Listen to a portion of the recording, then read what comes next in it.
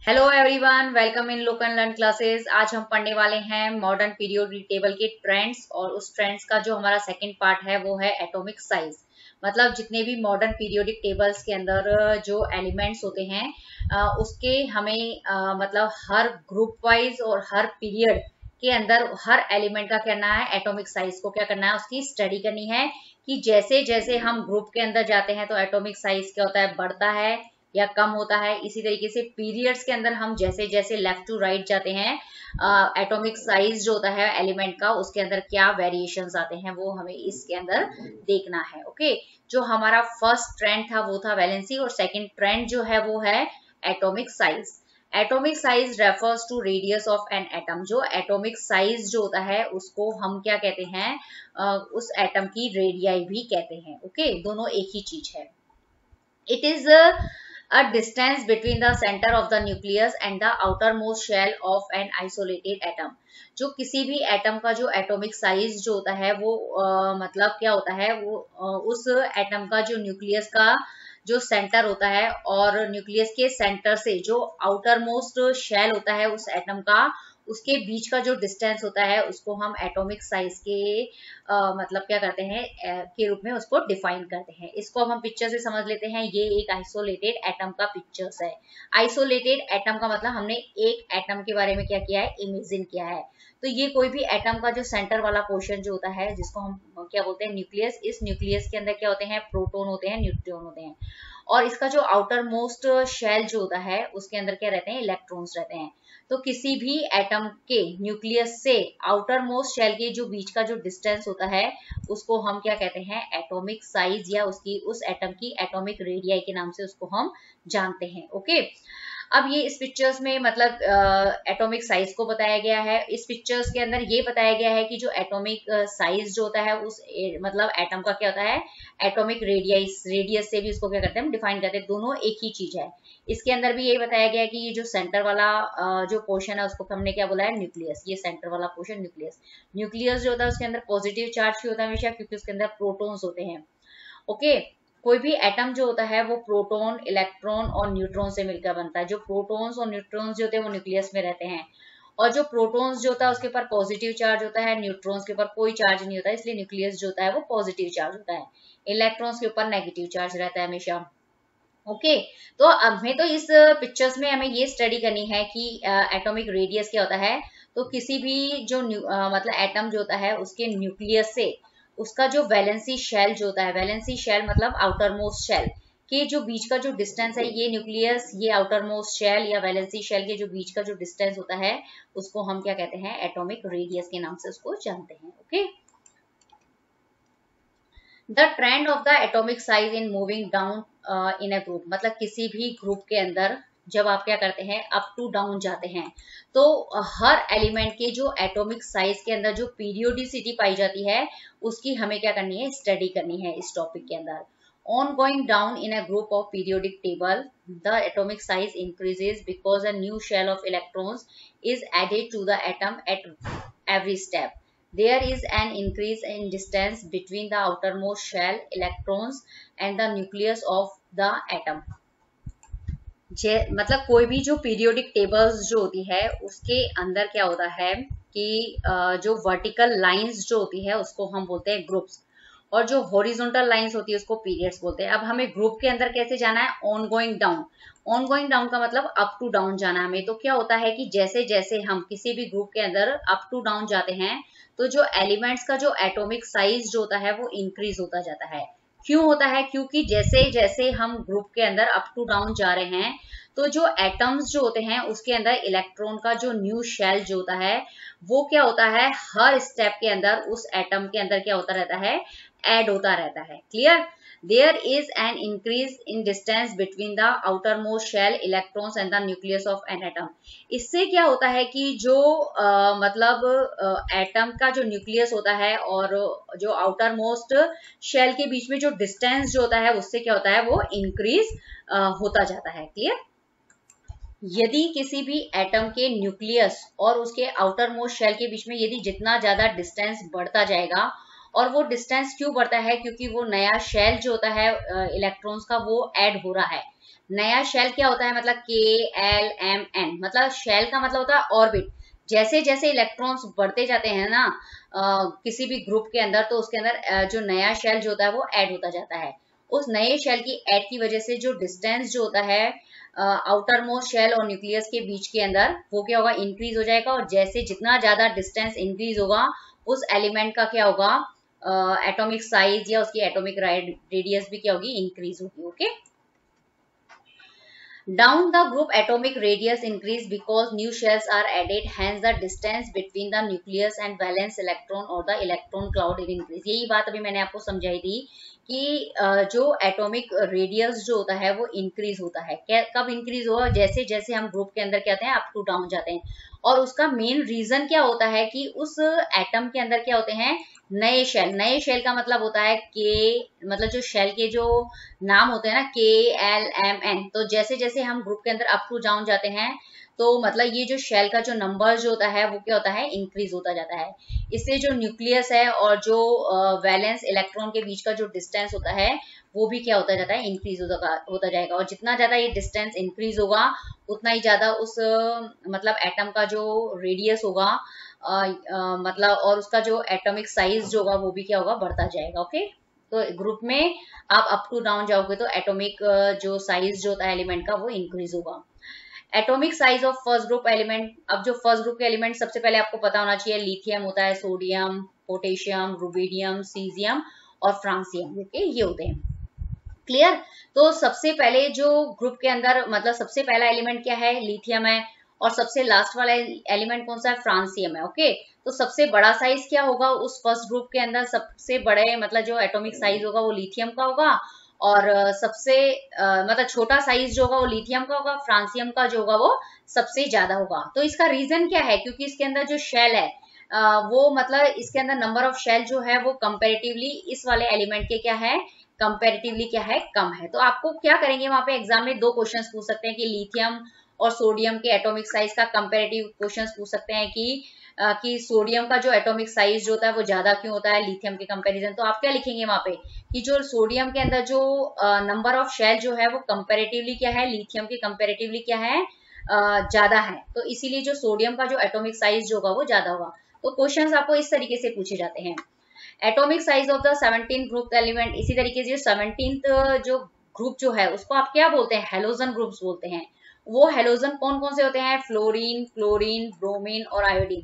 तो सबसे ज्यादा यदि आप मतलब जो एटॉमिक साइज जो होगा वो कौन से हेलोजन का होगा, फ्लोरीन का होगा। और सबसे छोटा साइज जो होगा वो फ्लोरीन का होगा। और आयोडीन का सबसे ज्यादा होगा। क्यों, कंपेरेटिवली क्वेश्चंस पूछे जाएंगे वहां पे। तो आपको ये बताना होगा कि मतलब जो आयोडीन जो होते हैं उसके अंदर फ्लोरीन के कंपेरेटिवली क्या है, नंबर ऑफ शेल जो है वो ज्यादा होंगे। जिसमें नंबर ऑफ शेल ज्यादा होगा उसका मतलब क्या होगा, एटॉमिक साइज जो होगा वो ज्यादा होगा। क्लियर। अब आपको यहाँ पे एक पिक्चर से बताया गया है कि ये मतलब एक ग्रुप का एग्जांपल लिया है, ये आपके लिए है फर्स्ट ग्रुप का एग्जांपल। ओके, यहाँ पे इन फर्स्ट ग्रुप के जितने भी एलिमेंट्स जो हैं उनका क्या बताया दिया गया है, इलेक्ट्रॉनिक कॉन्फ़िगरेशंस दिया है। तो आपको ये याद होना चाहिए कि फर्स्ट ग्रुप में कौन कौन से एलिमेंट्स आते हैं, lithium, sodium, potassium, rubidium, caesium. और ग्रुप्स क्या होते हैं, जो मतलब ग्रुप मतलब खड़ी लाइंस जो होती है ना पीरियोडिक टेबल के अंदर, उसको हम बोलते हैं ग्रुप। इसलिए आपको बार बार रिवाइज करा रहे हैं कि ग्रुप्स क्या होते हैं, पीरियड्स क्या होते हैं। कितनी बार कंफ्यूजन हो जाता है। ओके, तो बार बार जब आप रिवाइज करते जाएंगे तो आपको ये चीज क्लियर हो जाएगी। ओके, तो जो लिथियम का जो एटॉमिक नंबर होता है वो 3 होता है, सोडियम का 11, पोटेशियम का 19, इसका 37 और इसका 55। ओके, तो इसके अंदर क्या होता है कि जब आप इसके अंदर इलेक्ट्रॉन्स फिल करते हैं तो कैसे करते हैं, इसके अंदर मतलब सबसे पहले जो ये के शेल, ये KLM, KLMN, KLMNO, KLMNOP, मतलब इस तरीके से शेल जो होते हैं वो बढ़ते जा रहे हैं। जैसे जैसे आप ग्रुप के अंदर क्या कर रहे हैं, अप टू डाउन जा रहे हैं। ओके, अप टू डाउन जाते जाते क्या हो रहा है कि इनके अंदर जो नंबर ऑफ शेल जो होते हैं वो बढ़ते जा रहे हैं। ओके, नंबर ऑफ शेल का बढ़ने का मतलब ये होता है कि ये इसके अंदर कितनी शेल है, मतलब लिथियम के अंदर कितनी शेल है, 2 शेल है, K और L। इसके अंदर है KLM, इसमें है KLMN। तो मतलब इनका मतलब शेल बढ़ रहा है, इसीलिए इनका क्या है, एटॉमिक साइज भी क्या है वो बढ़ता जा रहा है। The trends of atomic size in moving from left to right in a period. अब सबसे पहले पीरियड्स क्या होते हैं, मतलब जो मॉडर्न पीरियोडिक टेबल के अंदर जो हॉरिजॉन्टल रोज होती है उसको हम पीरियड्स बोलते हैं। और कितने पीरियड्स होते हैं, 7 पीरियड्स होते हैं। ओके, तो उसके अंदर जब आप लेफ्ट टू राइट जाएंगे, ओके, उस पीरियड के अंदर आप लेफ्ट टू राइट जाते हैं तो हर एलिमेंट के एटॉमिक साइज के अंदर कैसे वेरिएशंस आता है और क्यों आता है उसको हमें समझना है। On moving from left to right along a period, the size of atom decreases because on moving from left to right, the atomic number of element increases, which means that the number of protons and electrons in the atoms increases. जब हम किसी भी periodic table के अंदर, okay, कैसे किसी भी periodic table का जो पीरियड होता है उसके अंदर कैसे जाते हैं, लेफ्ट टू राइट क्या करते हैं, मूव करते हैं, तो जो एलिमेंट का जो एटम का साइज जो होता है या एलिमेंट का जो साइज होता है वो डिक्रीज होता है। क्यों? क्योंकि किसी भी पीरियड्स के अंदर जब आप लेफ्ट टू राइट जाते हैं तो उस एलिमेंट का जो एटॉमिक नंबर्स जो होता है वो क्या होता है, इंक्रीज होता है। एटॉमिक नंबर इंक्रीज होने का मतलब क्या है, उसके अंदर नंबर ऑफ प्रोटॉन्स और नंबर ऑफ इलेक्ट्रॉन्स जो है वो दोनों ही उस एटम के अंदर क्या हो रहे हैं, इंक्रीज हो रहे हैं। क्लियर?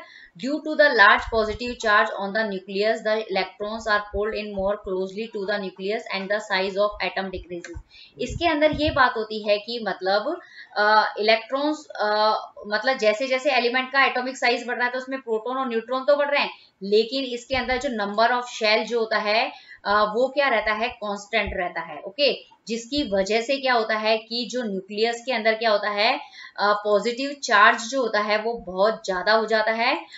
उसकी वजह से क्या करते हैं कि वो जो आउटर मोस्ट जो मतलब जितने भी इलेक्ट्रॉन्स होते हैं, मतलब जितने भी शेल के अंदर इलेक्ट्रॉन्स होते हैं, वो न्यूक्लियस के अंदर जितना भी जो प्रोटॉन्स जो होता है ना वो इलेक्ट्रॉन्स को बहुत ही ज्यादा फोर्स से क्या करता है, मतलब अपनी तरफ खींचता है, और उसकी वजह से क्या होता है, उस एटम का साइज क्या होता है, डिक्रीजेस हो जाता है। ये मेन रीजन है इसके अंदर ये है कि कुल मिला के आप जब किसी भी पीरियड के अंदर लेफ्ट टू राइट जाते हैं तो नंबर ऑफ प्रोटॉन और इलेक्ट्रॉन तो बढ़ते ही हैं, लेकिन उसके अंदर जो नंबर ऑफ शेल जो होता है वो कांस्टेंट रहता है, मतलब नंबर ऑफ शेल नहीं बढ़ता है। क्लियर? तो ये इसका मेन पॉइंट ये है। Clear? Along the period, atomic radius decreases because effective nuclear charges increase by 1 unit and its full valence electron or the electron cloud closer to the nucleus। मतलब यही बताया गया है एकदम शॉर्ट के अंदर। जब आपको वाई वाला क्वेश्चंस बताना होगा तो इसमें इस तरीके से बताना पड़ता है कि जब भी हम पीरियड के अंदर लेफ्ट टू राइट जाते हैं तो क्या होता है कि हर एलिमेंट का जो एटॉमिक साइज है या एटॉमिक रेडियस जो होता है वो डिक्रीज होता है। क्यों डिक्रीज क्यों हो रहा है? क्योंकि इसके अंदर डिक्रीज होने का रीजन ये है कि इसके अंदर जो नंबर ऑफ शेल जो हैं वो मतलब बढ़ते नहीं है, वो सेम ऐसे के ऐसे रहते हैं। उसकी वजह से क्या होता है कि जो न्यूक्लियस के अंदर जो न्यूक्लियर चार्ज जो होता है मतलब वो क्या हो जाता है, ज्यादा इफेक्टिव हो जाता है, और वो ज्यादा इफेक्टिव होने की मतलब इंक्रीज बाय 1 यूनिट, मतलब हर एलिमेंट मतलब जैसे जैसे एलिमेंट बढ़ेंगे ना, अपन लेफ्ट टू राइट जाएंगे तो हर के अंदर क्या होगा, न्यूक्लियर चार्ज जो होगा वो बढ़ जाएगा। न्यूक्लियर चार्ज बढ़ने का मतलब ये होता है कि इसके अंदर जो शेल का जो नंबर है वो कांस्टेंट है, और यदि किसी न्यूक्लियर के मतलब न्यूक्लियस के अंदर मतलब जो न्यूक्लियर चार्ज जो होता है किसी भी न्यूक्लियस के ऊपर जो चार्ज यदि मतलब ज्यादा होगा तो उससे क्या होगा कि जो वैलेंस इलेक्ट्रॉन को उनको खींचने की जो ताकत होगी ना वो क्या हो जाएगी, ज्यादा हो जाएगी। ओके, वो किसकी तरफ खींचेंगे, न्यूक्लियस की तरफ उन इलेक्ट्रॉन्स को खींचेंगे। ओके, तो जब यदि कोई मतलब न्यूक्लियस यदि बाहर के इलेक्ट्रॉन को अपनी तरफ खींचता है तो वो इलेक्ट्रॉन्स भी क्या होते हैं, मतलब उस न्यूक्लियस के पास में मतलब क्या रहते हैं, आने की कैपेसिटी रखते हैं। ओके, मतलब फोर्स से आते हैं। क्लियर? तो इससे क्या होगा कि जो इनका एटॉमिक साइज जो होगा वो डिक्रीजेस हो जाता है। क्लियर?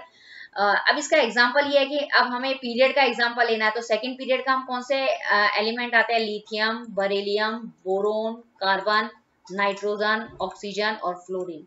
ये सेकंड पीरियड के एग्जांपल है। तो आपको क्वेश्चन यहाँ पे ये पूछा जाएगा कि जो लिथियम जो होता है उसका जो एटॉमिक साइज जो होता है वो फ्लोरीन के कंपैरेटिवली क्यों ज्यादा होता है? क्योंकि जैसे जैसे हम लेफ्ट टू राइट जाते हैं पीरियड के अंदर तो जो एटॉमिक साइज जो होता है वो डिक्रीज होता जाता है।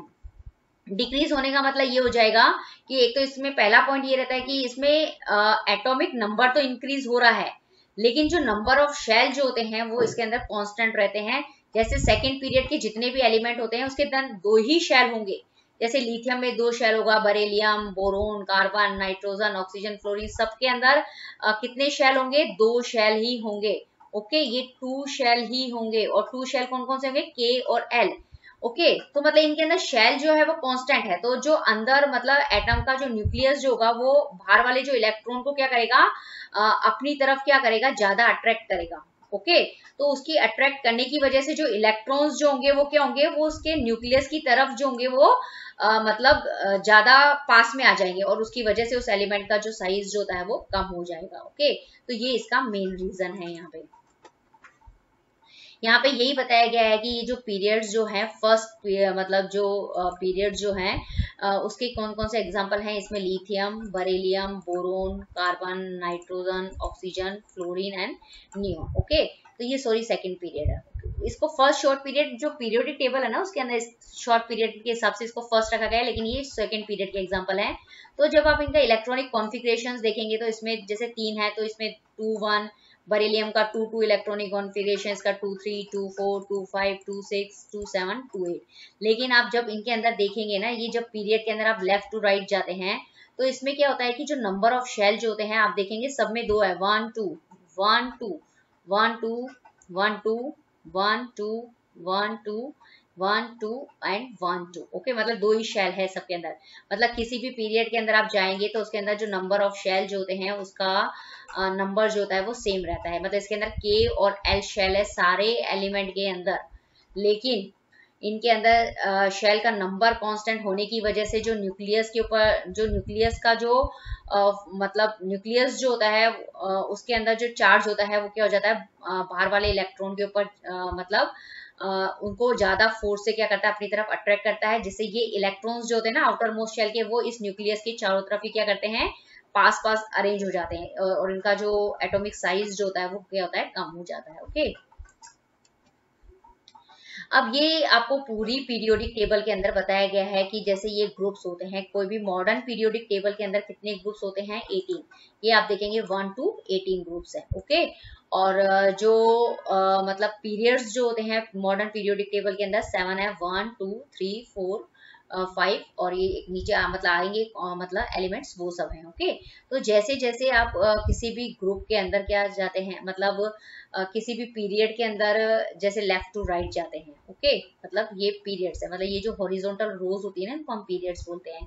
तो किसी भी पीरियड्स के अंदर जब आप लेफ्ट टू राइट जाते हैं तो आप देखेंगे कि इनका जो साइज जो होता है ना मतलब क्या होता है? कम होता जा रहा है। एटॉमिक साइज जो होगा वो उनका डिक्रीज होता जाता है। तो आप यहाँ पे देखेंगे ये इधर से इधर गए, फिर जैसे जैसे यहाँ तक पहुंचे ना आप तो मतलब ये सबसे जो है छोटा साइज का है और ये जो है वो सबसे बड़े साइज का है। ओके, लिथियम का साइज सबसे बड़ा हो गया और नियोन का सबसे छोटा हो गया।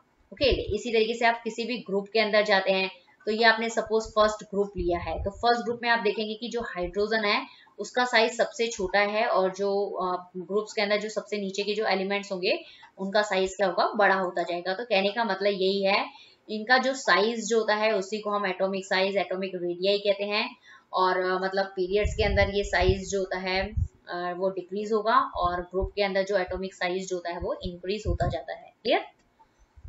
अब यहाँ पे जो हर जो ग्रुप्स जो हैं जैसे ये मतलब जो पीरियोडिक टेबल्स जो होती है उनके अंदर ग्रुप और मतलब यहाँ पे दिखाए गए हैं। First A group, second A, third A, fourth A, fifth A, sixth A, seventh A और जो 8 ए ग्रुप है वो भी मतलब ठीक है ना।